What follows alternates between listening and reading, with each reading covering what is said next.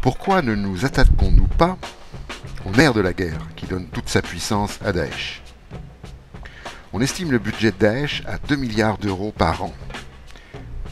2 milliards, c'est le coût estimé des inondations en France entre fin mai et juin 2016. D'où vient cet argent? Premier poste de recette, le pétrole, le gaz, le phosphate, qui représente environ 48% du budget. Principal client du pétrole, la Turquie, qui est la plaque tournante du trafic. Deuxième poste, les taxes et les impôts, qui représentent environ 32% du budget. La population vivant sur les territoires conquis par Daesh est estimée à 10 millions d'habitants. Elle est lourdement taxée.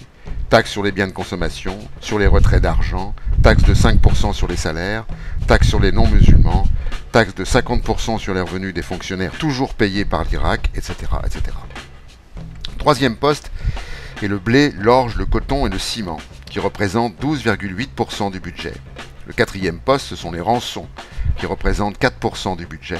Le cinquième poste, ce sont les trafics en tout genre et les donations, qui représentent 3,20% du budget.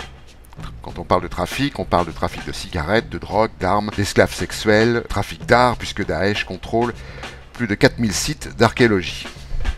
Toutes les recettes, excepté bien entendu les taxes prélevées sur la population qui vit sur le territoire de Daesh, n'existent que parce qu'il y a d'une part des infrastructures de production, on se souvient des arrangements du cimentier Lafarge avec Daesh, et d'autre part des clients qui achètent.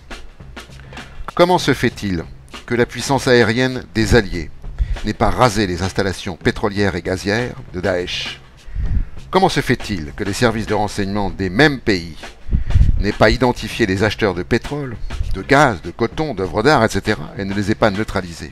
Voudrait-on, pour d'obscures raisons, ne pas en finir avec Daesh et privilégier la guerre contre l'ennemi intérieur, en supprimant l'état de droit en France, désigné comme argutie juridique par le très démocrate M. Sarkozy?